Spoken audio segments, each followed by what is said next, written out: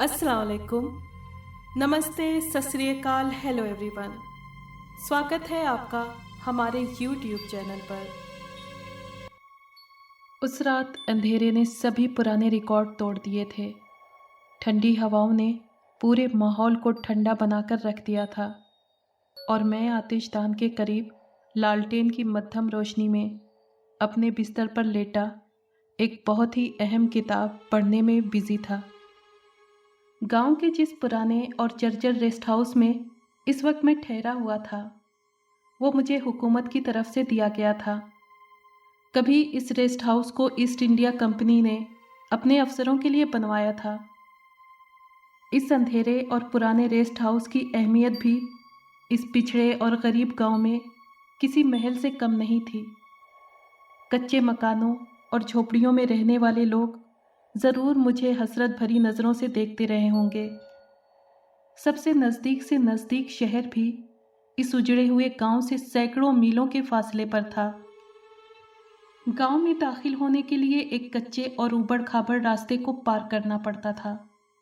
गांव के चारों तरफ घने जंगलों का एक लंबा चौड़ा सिलसिला फैला हुआ था और यही वजह थी जिनके बिना पर कोई भी सरकारी अफसर यहाँ रहने को अपने लिए एक कैद समझता था। खुद गांव के लोग भी ज़्यादा खुशहाल नहीं थे। दिन भर की मेहनत और मुशक्क़तों के बाद 2 वक्त की रोटी भी उन बेचारों को बड़ी मुश्किल से मिल पाती। फॉरेस्ट डिपार्टमेंट ने जिस वक्त मेरा तबादला इस गांव में किया, तब मुझे यहाँ के हालात का ज़्यादा पता नहीं था, लेकिन जब मैं यहाँ आ गया तो मेरे साथ कुछ अजीबो-गरीब और रहस्यमयी घटनाएं घटीं और उन घटनाओं का दिमाग पर कुछ इतना बुरा असर हुआ कि उन्हें दिमाग से मिटाने के लिए मैंने जानकारी वाली किताबों को पढ़ना शुरू कर दिया। हाँ, तो मैं उस रात का जिक्र कर रहा था जो हद से ज़्यादा काली थी। उस वक्त मैं लिहाफ में दुबका हुआ ऐसी ही एक किताब पढ़ रहा था। रात का 1 बज चुका था। आमतौर पर मैं 1 बजे के बाद ही सोने का आदी हूँ और सुबह 11 बजे से पहले उठता नहीं हूँ। मैंने किताब तकिए के सरहाने रख दी और सोने के लिए लालटेन की लौ कम ही कर रहा था कि बाहर से एक आदमी की दहशतनाक चीख से मेरे कान खड़े हो गए और फिर उसके ज़ोर ज़ोर से रोने की आवाज़ ने माहौल को अजीब रहस्यमयी सा बना दिया। मैंने पीछे के दरवाजे को खोला और उसे देखने बाहर निकल गया। माचिस की मध्यम रोशनी में बार बार तलाश करने पर वो एक कोने में सहमा सहमा सा खड़ा दिखाई दिया। जैसे ही मैं उसके करीब पहुंचा, वो रिक्वेस्ट भरी चीख के साथ मेरे कदमों पर गिर पड़ा और फिर बेहोश हो गया। उसकी चीख सुनकर गांव के दूसरे लोग भी बाहर आ गए थे। हम सब ने उसे उठाया। रोशनी में उसका चेहरा देखा गया तो एक आदमी ने उसे फौरन पहचान लिया। वो गांव का ही एक मजदूर सोमू था। बेहोशी की हालत में हम जब उसे उसके घर ले गए तो उसकी बीवी वहां नहीं थी और बच्चे बिलक बिलक कर रो रहे थे। रात भर लोगों ने इंतज़ार किया, लेकिन उसकी बीवी नज़र नहीं आई और ना ही वो खुद होश में आया।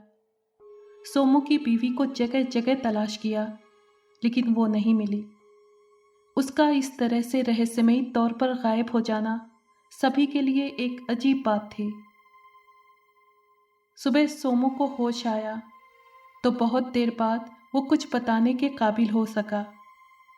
उसने मुझे बताया, सर मेरी बीवी का दिमाग कुछ खराब सा था। वो रात में लालटेन लेकर बाहर झाड़ियों की तरफ गई थी। जब बहुत देर हो गई और वो न लौटी तो मैं उसकी तलाश में बाहर आया। मैंने देखा कि एक 4 आंखों वाला भयानक आदमी मेरी बीवी को दबोचे हुए जंगल की तरफ ले जा रहा था। वो आदमी इतना डरावना और ताकतवर था कि मेरी हिम्मत उसके पीछे जाने को नहीं हुई। वो आदमी नहीं, कोई आत्मा मालूम होता था। मैं चीख चीख कर रोने लगा। वो बार बार कह रहा था, सर अब वो लौट कर नहीं आएगी, मेरे बच्चों का क्या होगा। सोमू की इस बेतुकी कहानी पर मुझे यकीन नहीं आ रहा था लेकिन इससे पहले भी गांव के लोग किसी 4 आंखों वाले डरावने इंसान का जिक्र कर चुके थे। फिर भी सोमू की बीवी के ताल्लुक से ये अपनी तरह की पहली घटना थी। लोगों का कहना था कि ये 4 आंखों वाला आदमी कुछ देर के लिए दिखाई देता है और फिर एकदम गायब हो जाता है। लेकिन मेरी राय में ये कोई खतरनाक आदमखोर जानवर था जिसे गांव वाले कोई आत्मा समझ रहे थे। हम ब्रिटिश लोग ऐसी बातों पर बिल्कुल यकीन नहीं करते, लेकिन हालात अब कुछ ऐसे हो गए थे जिनके बिना पर मुझे भी उस 4 आंखों वाले आदमी के वजूद पर कुछ यकीन हो चला था। 2 हफ्ते बाद एक आदमी ने सुबह सुबह आकर फिर मुझे बताया कि पिछली रात को उसने चांदनी में साफ तौर पर उस आदमी को देखा है। वो बिल्कुल हम इंसानों की तरह है, लेकिन उसकी आंखें 4 हैं। उसका चेहरा इतना डरावना है कि नज़र उस पर नहीं ठहरती। उसने बताया कि वो मुझे काफ़ी फासले पर खड़ा हुआ नज़र आया था, लेकिन ख़ास बात ये थी कि इतने दूर होने पर भी वो बड़ा वाज़ेह और साफ नज़र आ रहा था। डर के मारे मैं अपनी झोपड़ी में घुस गया और दरवाज़ा अच्छी तरह बंद कर लिया। गांव वाले पूरी तरह से डर गए थे। रात को अगर उन्हें कहीं जाना होता तो एक साथ कई कई टोलियां बनाकर चलते थे। उन्होंने मुझसे भी रिक्वेस्ट की थी कि मैं भी रात के वक्त अकेले बाहर ना निकलूं। एक रोज़ गांव के बड़े बूढ़े जमा होकर मेरे पास आए और उन्होंने हाथ जोड़कर मुझसे उस 4 आंखों वाली बला से छुटकारा दिलाने को कहा। खुद मुझे भी उस भयानक बला को देखने का बड़ा मन था, लेकिन कई बार कोशिश के बावजूद भी मैं उसे देखने में कामयाब नहीं हो सका। इसलिए मैंने गांव वालों से कहा कि जब भी उसके होने की खबर मिले मुझे फौरन बताया जाए। इस दास्तान को लिखते वक्त गांव की उस पागल बुढ़िया का जिक्र करना मैं ज़रूरी समझूंगा, जो अक्सर रातों को बड़बड़ाती हुई जंगल की तरफ जाती थी और फिर चीखती हुई गांव की तरफ लौटती थी। उस पागल बुढ़िया के आने के बाद ही उस 4 आंखों वाले इंसान को देखा जाता था।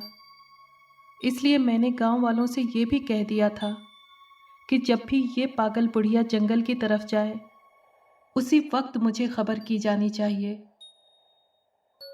एक रोज़ सुबह 11 बजे जब मैं नींद से जागा तो गांव में हर तरफ मातम छाया हुआ था।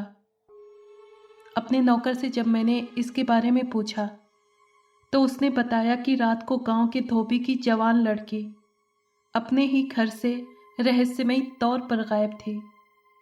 सुबह घर का दरवाज़ा खुला हुआ मिला था और लड़की घर में मौजूद नहीं थी। गांव वालों का ये मानना था कि ये 4 आंखों वाली बला ही का काम है। उनकी नज़र में अब ये 4 आंखों वाली बला औरतों की ही दुश्मन बनकर रह गई थी।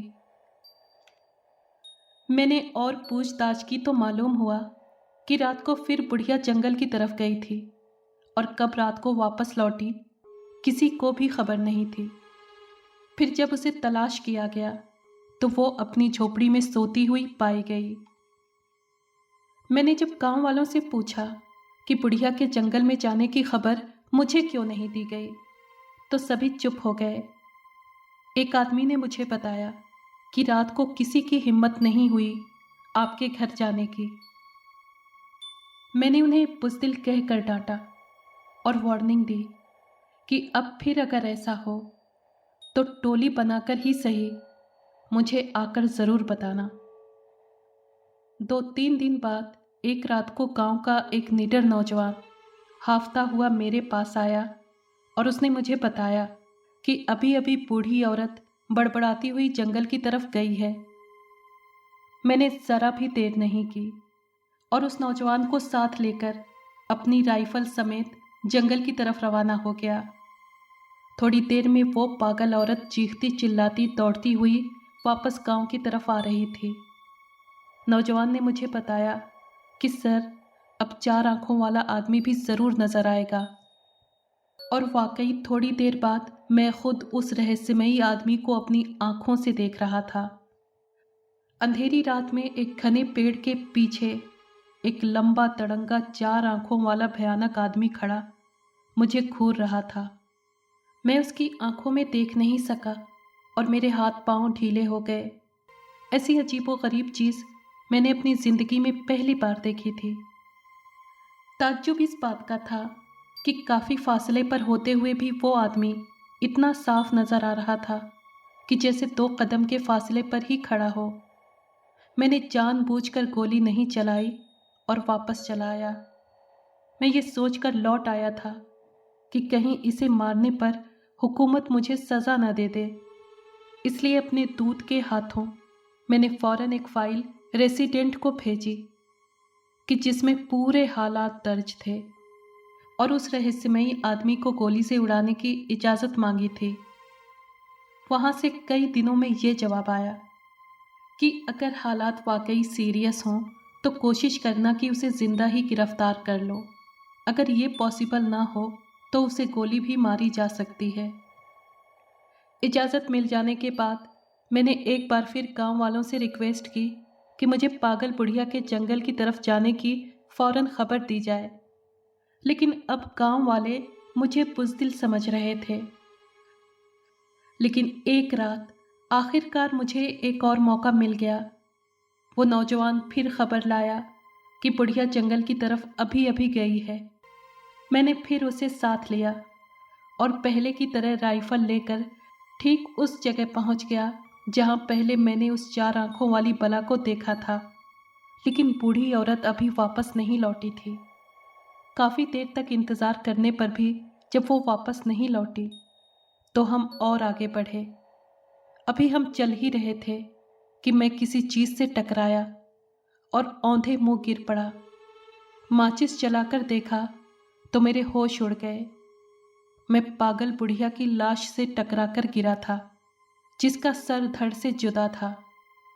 अभी मैं बुढ़िया की लाश देख ही रहा था कि नौजवान ने अपने हाथ से इशारा करके मुझे सामने देखने को कहा।